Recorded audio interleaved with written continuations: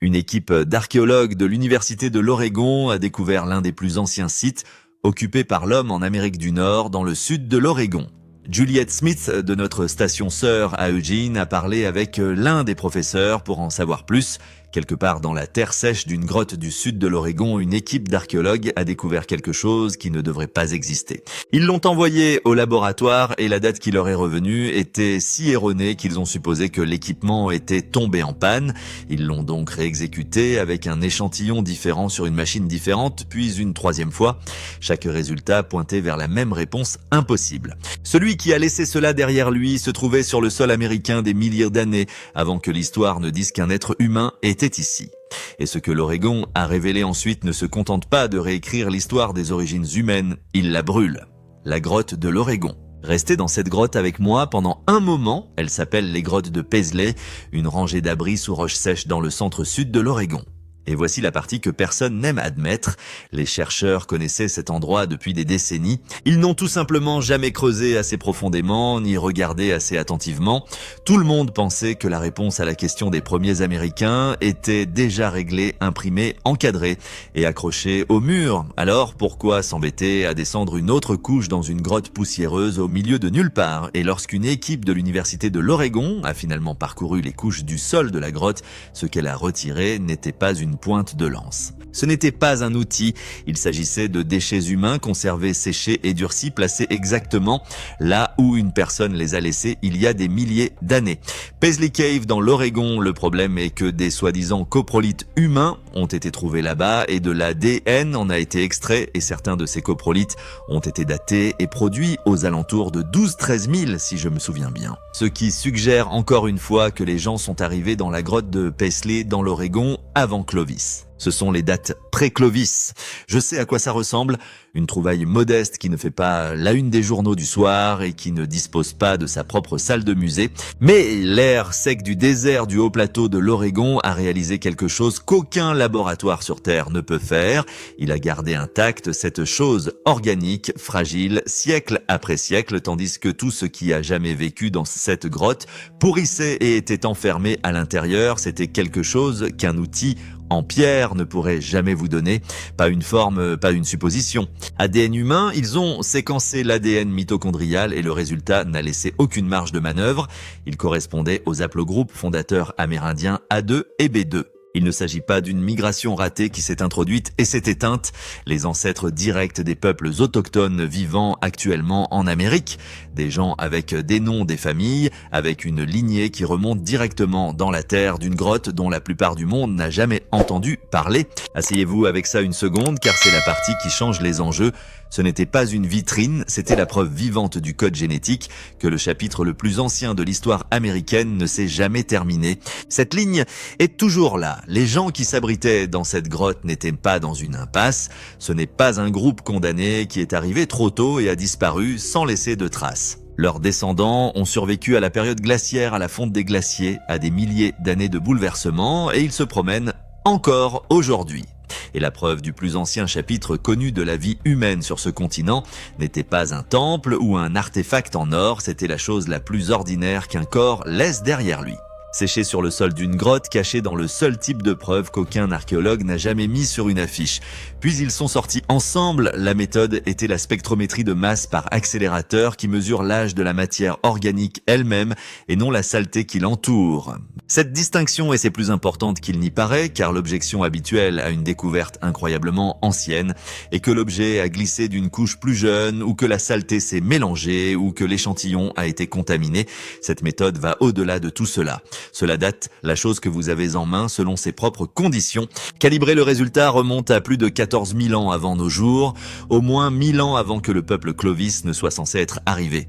Il faut comprendre ce qui casse. Pendant la majeure partie du XXe siècle, tous les manuels scolaires enseignaient la même histoire bien rangée. Les premiers Américains furent le peuple Clovis du nom des pointes de lance cannelées trouvées sur un site du Nouveau-Mexique. Ces lames distinctives avec une rainure au centre qui les rendait plus légères et plus mortelles. L'histoire raconte qu'ils ont traversé un pont terrestre gelé depuis l'Asie il y a environ 13 000 ans, se sont glissés vers le sud à travers une brèche dans la glace et se sont dispersés sur un continent vide.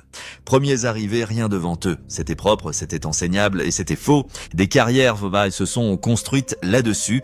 Des salles de musée entières étaient disposées autour, les chasseurs Clovis se tenant fièrement au premier plan de l'histoire humaine de cette terre. Remettre en question la date, ce n'était pas seulement remettre en question un chiffre, c'était dire à beaucoup de personnes importantes que ce qu'ils avaient défendu toute leur vie était un conte de fées. L'Oregon vient de mettre 1000 ans entre Clovis et la vérité. Les Clovis n'étaient pas les premiers, ils n'étaient même pas proches et l'Oregon n'avait pas fini.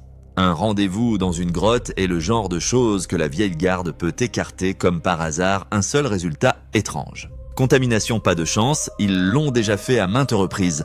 Mais à 70 miles de cette grotte, un deuxième site de l'Oregon était sur le point de prendre la date trouvée par Paisley et de la ramener à quelque chose de bien plus ancien et de bien plus difficile à expliquer. Pas un hasard, cette fois un modèle. Et les schémas sont ce qui met fin aux carrières. Si cela vous touche déjà, abonnez-vous dès maintenant, car ce qu'un archéologue de l'université de l'Oregon a extrait du sol à 70 miles de là est pire. C'est là qu'il ne s'agit plus d'un rendez-vous, mais de qui étaient réellement ces personnes. Tirage au sort de Rimrock, à 70 miles des grottes de Paisley à l'extérieur de la ville de Riley, dans le comté de Harney, se trouve un endroit appelé Rimrock Draw Rock Shelter. Le docteur Patrick O'Grady, archéologue à l'université de l'Oregon, y creuse depuis 2011. Si vous avez déjà imaginé l'archéologie comme une découverte spectaculaire, c'est tout le contraire. Pendant des années, le site n'a presque rien abandonné. Quelques éclats d'obsidienne, un outil en pierre broyée posé près de l'avant de l'abri. Le véritable artefact, celui-ci, est réel. Quelqu'un a touché cet endroit il y a 12 000 ans et c'est à ce moment-là que j'ai vraiment eu un déclic. J'étais comme « ouais !» Le genre de travail lent à genoux dans la terre, au pinceau et à l'écran, qui ne fait jamais un documentaire, année après année, saison après saison, sans aucune garantie que cela aboutira un jour à quelque chose. Rimrock Draw n'a pas remis d'ADN, il a remis une horloge.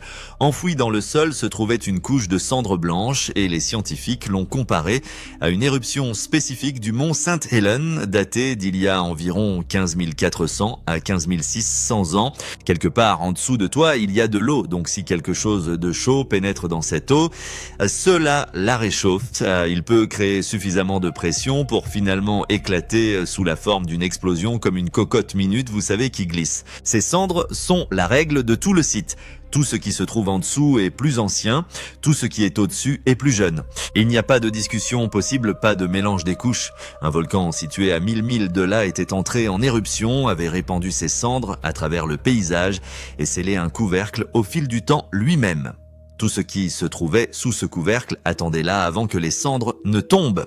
Et c'est pourquoi Rimrock Draw est si important aux côtés de Paisley. La grotte a donné au champ une date et un brin d'ADN et les sceptiques pouvaient toujours marmonner une contamination ou un échantillon glissant à travers les couches. Mais une couche de cendres volcaniques n'est pas un échantillon avec lequel on peut discuter. Il s'agit d'une ligne dure tracée dans la terre par un événement que personne ne peut simuler. Tout ce qui se trouve en dessous est plus ancien que l'éruption, point final.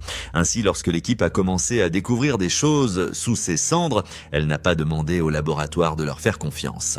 Il lui demandait de faire confiance à un volcan, et sous ce couvercle, l'équipe d'O'Grady a commencé à sortir des objets qui n'étaient pas censés être là. 27 petits fragments d'émail dentaire extraits du sol, un à un. L'un d'eux appartenait au chameau d'hier, une espèce de la période glaciaire qui parcourait autrefois l'Amérique du Nord et qui a disparu depuis des milliers d'années. Un autre appartenait à Bison anticus, un ancêtre plus grand et plus lourd du buffle américain moderne, également disparu depuis longtemps. Ce n'étaient pas des animaux qui erraient au siècle dernier, c'étaient des créatures d'un monde disparu, la mégafaune de la dernière période glaciaire, et ils étaient là enterrés sous les mêmes cendres dans le même sol où un outil humain allait bientôt bientôt apparaître.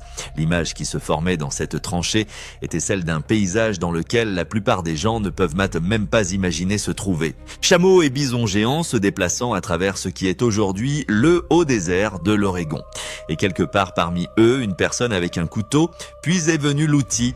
Chalcédoine orange, une forme vitreuse d'agate qui capte la lumière travaillée en un seul outil avec un bord tranchant incurvé, un bord de grattage plat et un bord en dents de scie usé et lisse. O'Grady l'a appelé un des premiers couteaux suisses, un outil conçu pour effectuer plusieurs tâches. Et le détail qui vous met sous la peau est l'usure. Les petites dents le long de ce bord dentelé ont été polies et ce genre de polissage ne se produit pas en une semaine ou un mois. Cela prend toute une vie d'utilisation. Quelqu'un a porté cette chose pendant des années, l'a affûté, réaffûté, coupé, gratté, scié et recoupé. Jusqu'au jour où ils l'ont déposé dans cet abri et pour une raison quelconque ne sont jamais revenus le chercher. Vous ne regardez pas un rocher, vous regardez le bien préféré d'une personne qui a vécu et est décédée il y a une époque inimaginable. Un outil usé en douceur par le même genre d'usage quotidien que celui qui porte aujourd'hui un manche ou une clé lisse. C'est l'étrange intimité d'un endroit comme Rimrock Draw. Sur 20 000 ans, on peut encore voir la forme des habitudes d'une seule personne dans le poli d'une lame. Voici la partie qui compte. L'outil se trouvait à environ 10 cm sous les dents du chameau. Plus profond signifie plus vieux. L'outil était donc plus vieux que les animaux. Et lorsque le laboratoire a testé les dents des animaux, le chameau et le bison sont revenus il y a environ 21 000 à 22 000 ans. O'Grady n'y faisait pas confiance. Il l'a exécuté à nouveau. Même fenêtre, 2 échantillons, 2 tests indépendants, 2 résultats identiques. Imaginez-le assis là avec ce deuxième rendez-vous correspondant devant lui, celui dont il avait tranquillement espéré qu'il le dissuaderait du premier. Cela a fait le contraire. Cela l'a confirmé. Il a admis plus tard qu'il était extrêmement effrayant de détenir du matériel aussi ancien, de ne pas annoncer quelque chose comme ça sans quelque chose de solide sur lequel s'appuyer, car on sait exactement ce qui arrive à la carrière de ceux qui se trompent. Il avait vu cela arriver à d'autres. Maintenant, il avait 2 rendez-vous correspondants et il n'y avait aucun moyen de s'en sortir. Les animaux de Rimrock Draw étaient morts il y a plus de 18 000 ans et le couteau usé enterré sous eux indiquait qu'une personne était là encore plus tôt et que ce couteau n'était pas Clovis. Cela appartient à ce qu'on appelle la tradition souche occidentale. Lames longues épaules, faibles bases arrondies. Cela ne ressemble en rien à une pointe Clovis et il est antérieur de plusieurs milliers d'années au style Clovis.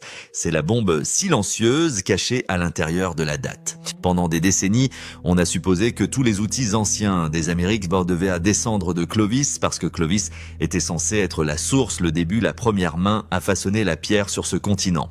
Mais une tradition qui ne ressemble en rien à Clovis et qui est plus ancienne que Clovis ne peut pas provenir de Clovis. Cela signifie qu'un peuple distinct avec ses propres techniques, sa propre façon de lire un morceau de pierre était déjà là. Différentes mains, différentes règles, une toute autre racine poussant dans l'obscurité sous l'histoire officielle. L'Oregon disposait donc désormais de 2 sites, de 2 méthodes et d'un message impossible. Mais si des gens aussi âgés se trouvaient dans l'Oregon, la question n'est plus de savoir si le manuel est faux, mais plutôt comment ils sont arrivés ici et jusqu'où cela remonte réellement. Parce que l'indice suivant ne venait pas de l'Oregon, il provenait d'un avertissement qui hurlait à l'autre bout du pays depuis des décennies et que personne n'écoutait. La première fissure, des décennies avant que quiconque ne creuse profondément à Paisley, la première fissure était déjà apparue dans un abri sous roche de grès de l'ouest de la Pennsylvanie appelé Meadowcroft, sur un ruisseau à environ 7 miles en amont de la rivière Ohio. L'abri sous roche Meadowcroft est un grand abri sous roche en grès situé dans le sud-ouest de la Pennsylvanie, non loin de la frontière avec la Virginie occidentale, et il est situé dans des dépôts essentiellement de grès et de siltstone qui datent du Pennsylvanien ou du Carbonifère il y a plusieurs centaines de millions d'années. Un archéologue l'a décrit plus tard comme un lieu offrant tous les attraits d'un séjour préhistorique, exactement le genre de surplomb abrité et confortable où les anciens voyageurs se seraient arrêtés pour la nuit sans y réfléchir à deux fois. En 1955, un historien local nommé Albert Miller a fouillé dans un trou de marmotte sur la propriété et en a retiré des artefacts qui n'avaient aucune raison d'être là. Une poignée de terre extraite d'un terrier d'animal, le premier fil, l'âge de tout cela. En 1973, un scientifique nommé Jim Adovasio a commencé à creuser le sol de l'abri en le décollant soigneusement, couché après fois. Et plus il s'enfonçait, plus il vieillissait. Strate après strate, la présence humaine a continué à diminuer plus loin que le manuel ne disait qu'elle avait le droit d'aller. Ce n'était pas un homme qui poursuivait une théorie farfelue, il suivait simplement la terre, enregistrant ce qui s'y trouvait. Et la saleté ne cessait de lui dire la même chose à mesure qu'il écoutait profondément. Lorsque les dates au radiocarbone sont revenues, les humains étaient présents à Meadowcroft il y a 16 000 à 19 000 années, 6 villes calibrées des milliers d'années avant Clovis. En juillet 1980, Adovasio l'a publié dans American Antiquity et a prononcé la partie silencieuse à haute voix. Le premier modèle de Clovis était faux et ses collègues sont venus le chercher. Certains l'accusaient d'échantillons contaminés. D'autres sont simplement prétendu que le journal n'existait pas, ce qui en science constitue une sorte d'insulte. Imaginez être l'homme qui détient les bonnes dates pendant que tout un groupe décide que vous devez être celui qui a commis une erreur. La résistance était si obstinée, si investi émotionnellement que les chercheurs lui ont finalement donné un nom, le syndrome de la primauté de Clovis, et ont décrit sa défense continue comme anachronique et futile. Cela a fonctionné aussi, c'est la partie inconfortable. Une telle résistance est censée s'estomper à mesure que les preuves s'accumulent, mais celui-ci a duré sur le long terme. Même aujourd'hui, des décennies plus tard, une enquête auprès d'archéologues en activité a révélé que seulement 38% environ étaient d'accord avec les dates d'Adovasio. 38% n'étaient pas sûrs, les autres les rejettent toujours catégoriquement. Relisez ces chiffres. Une découverte qui dure depuis plus de 40 ans ne parvient toujours pas à convaincre plus d'un tiers des participants, non pas parce que les preuves sont faibles, mais parce que l'admettre signifie réécrire la carrière et la réputation des personnes qui votent. Ainsi, lorsque les grottes et la couche de cendres de l'Oregon ont atterri, le champ était déjà craquelé en son milieu. Adovasio avait encaissé les coups des décennies plutôt seul à l'autre bout du pays. L'Oregon était la preuve qui rendait impossible de continuer à détourner le regard. La deuxième voix qui prouvait que la première avait raison depuis le début. Et dès que vous acceptez que la chronologie soit rompue, une question pire s'ouvre. Parce qu'à 700 000 au sud de l'Oregon, dans un désert blanc, personne n'avait pris la peine de cartographier. Il y avait des empreintes de pas 60 et un d'entre elles, et les gens qui les ont quittées n'étaient pas censés exister. Piste fantôme dans les sables blancs. Le parc national de White Sands est un champ de dunes de gypse pâle situé dans le sud du Nouveau-Mexique. Si blanc et si immobile qu'il semble à peine appartenir à cette planète. En 2009, des chercheurs traversant le lit asséché d'un ancien lac connu sous le nom de lac Otero ont remarqué des formes enfoncées dans le gypse. À première vue, rien de dramatique, juste des impressions dans le sol dur et pâle, mais plus ils regardaient de près, plus cela devenait clair, des empreintes de pas, des empreintes humaines et pas une ou deux. Les humains ont d'abord peuplé l'Amérique du Nord et la manière dont ils sont arrivés a longtemps fait l'objet de débats animés. Comme le rapporte Stéphanie C, une étude récente détaillant ce que les archéologues considèrent comme les plus anciennes empreintes connues aux États-Unis, suscite de nouvelles questions et bouleverse des hypothèses de longue date. 60 et un d'entre eux, ils étaient brutalement clairs. Vous pouvez voir les orteils, vous pouvez voir la courbe de l'arc. Certains sont minuscules de la taille d'un pied d'enfant, d'autres appartiennent à des adultes se déplaçant rapidement, presque en courant. Ce n'est pas la preuve abstraite d'une pierre ou d'un os, c'est un instant. Un groupe de personnes, y compris des enfants, marchant au bord d'un lac de la période glaciaire un jour ordinaire, laissant des empreintes dans la boue molle que le soleil a ensuite cuite durement et des sédiments enfouis les maintenant dans l'obscurité jusqu'à ce que quelqu'un les traverse enfin des milliers d'années plus tard. Vous ne lisez pas sur ces personnes. Vous marchez sur leurs traces. Ils étaient là vivants, à mi-chemin en route quelque part. À un moment donné, le manuel insiste sur le fait qu'aucun être humain n'a mis les pieds sur ce continent. Les premières dates sont venues en 2021 du radiocarbone sur les graines d'une plante appelée herbe des fossés en spirale trouvée dans les mêmes couches que les empreintes, 21 000 à 23 000 ans. Les sceptiques se sont précipités et pour être honnêtes, ils ont soulevé une véritable objection. Les graines auraient pu absorber le vieux carbone des eaux souterraines et paraître faussement anciennes. C'est exactement le genre de défi auquel une bonne science est censée survivre. L'équipe a donc testé à nouveau cette fois avec du pollen de conifères qui n'absorbe pas le carbone des eaux souterraines et provient directement d'arbres alors vivants. Même réponse, 21 000 à 23 000. Puis en juin 2025, une troisième étude dans Science et Advance a abordé la question sous un nouvel angle en utilisant des matières organiques provenant de la boue des zones humides et des sédiments de lacs peu profonds. 3 sources indépendantes, désormais graines, pollen et boue, chacune testée individuellement. Tous 3 ont atterri dans la même fenêtre au plus fort de la dernière période glaciaire, exactement au moment où le manuel jure que l'Amérique du Nord était vide. Et ces gens n'étaient pas seuls. Leurs empreintes côtoient les traces de mammouths colombiens et de paresseux terrestres géants d'énormes animaux de la période glaciaire qui ont disparu du continent il y a des milliers d'années, gelés au même moment, dans la même boue ancienne. Humains et bêtes côte à côte partageant un rivage que le manuel insistait sur le fait qu'aucun humain n'avait jamais vu. C'est ce que l'Oregon a lâché. 2 sites de l'Oregon avaient déjà repoussé la date et une fois que le domaine a dû prendre l'Oregon au sérieux, le reste des preuves a cessé de ressembler à une série d'erreurs et a commencé à ressembler à un modèle.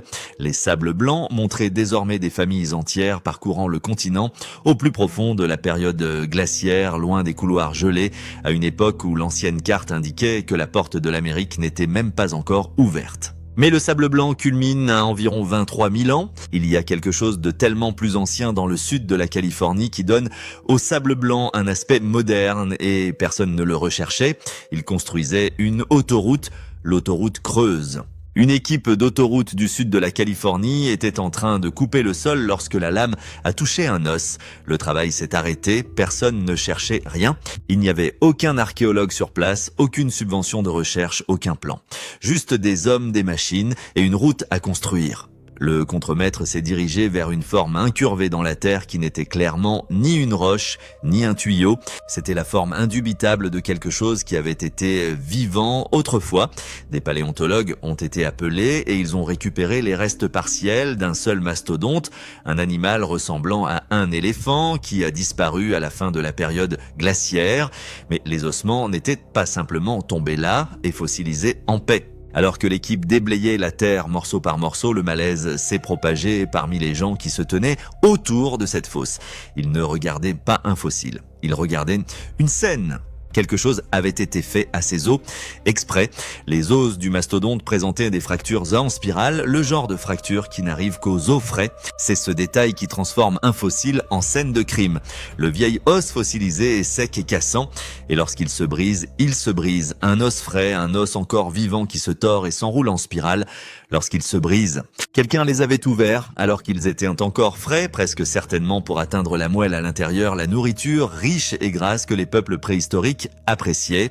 Ce n'était pas une fouille ou un accident. Il s'agissait de boucherie, une technique connue pratiquée par quelqu'un qui savait exactement comment tirer le meilleur parti d'une carcasse.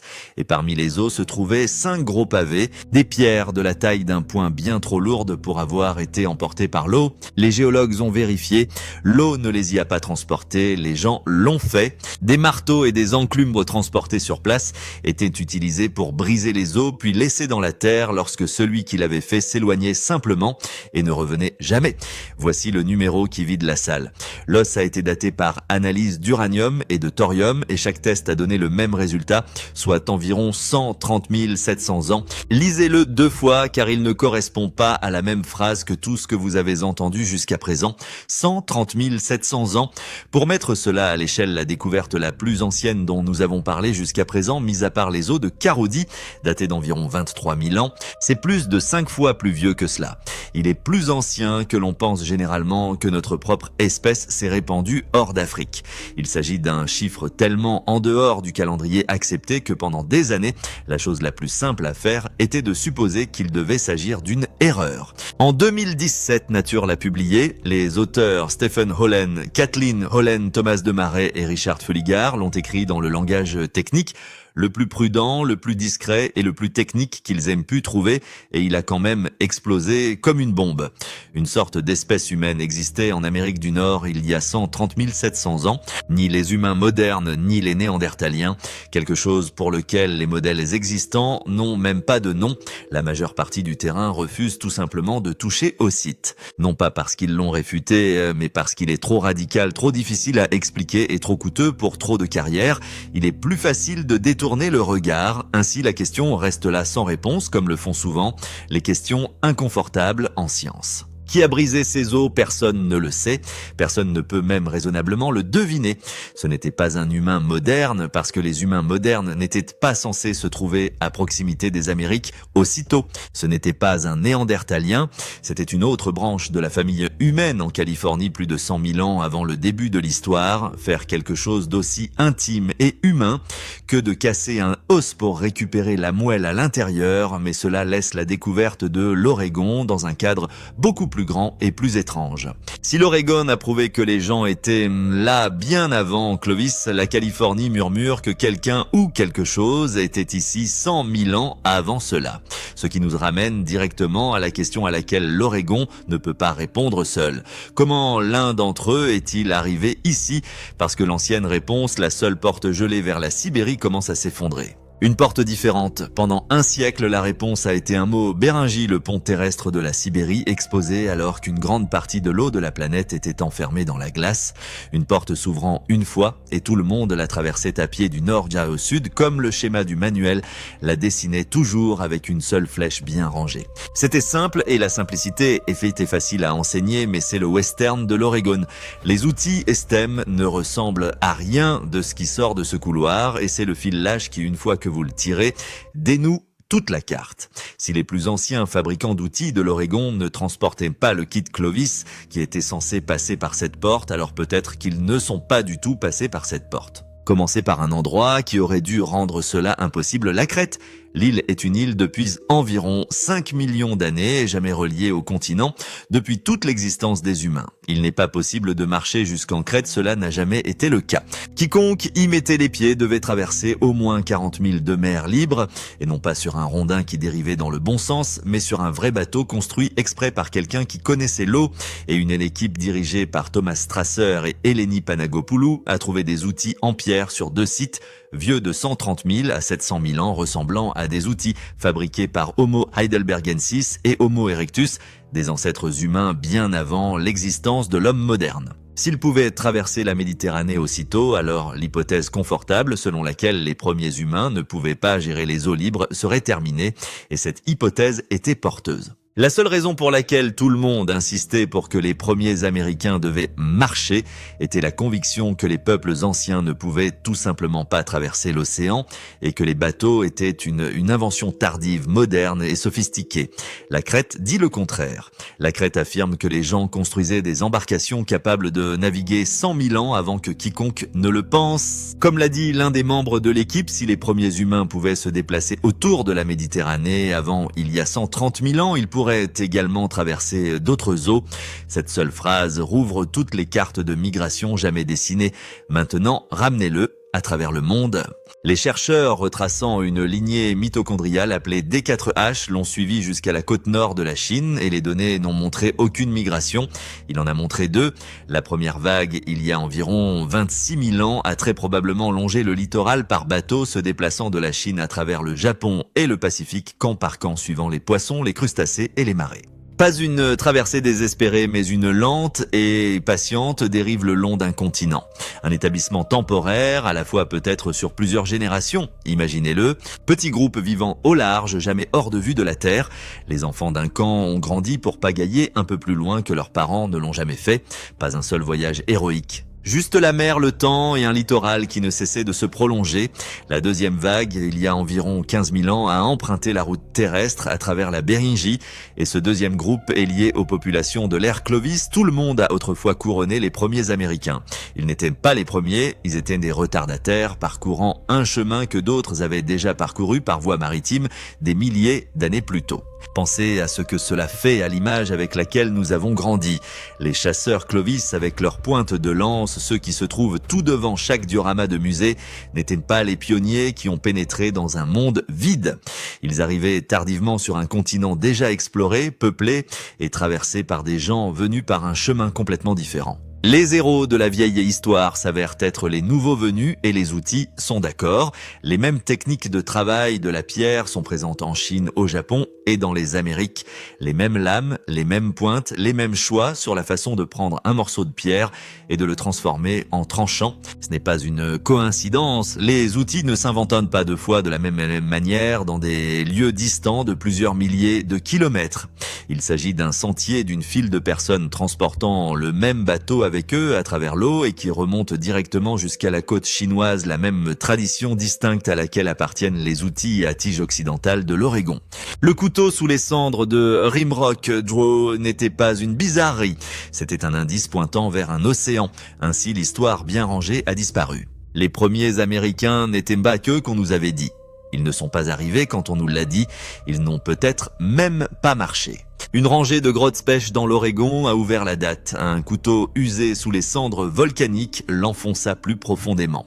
Et les empreintes de pas au Nouveau-Mexique, les eaux brisées en Californie et l'ADN de la côte chinoise se sont tous inscrits dans la même vérité impossible que l'Oregon a découverte en premier. Le continent n'était pas vide et en attente, il était déjà habité, déjà traversé, déjà habité par des gens dont l'histoire est bien plus ancienne, bien plus étrange et bien plus embrouillée que quiconque ne voulait l'admettre. Et tout revient toujours au même endroit, ni le Nouveau-Mexique, ni la Californie, ni la côte chinoise, Oregon.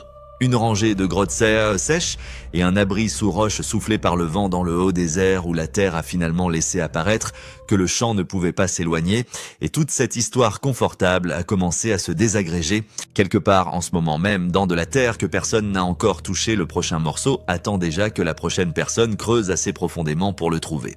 Alors, qui a brisé les os d'un mastodonte en Californie il y a 130 700 ans, puis a déposé ses pierres et a disparu? Déposez votre théorie dans les commentaires ci-dessous car la réponse honnête pour le moment est que personne ne le sait.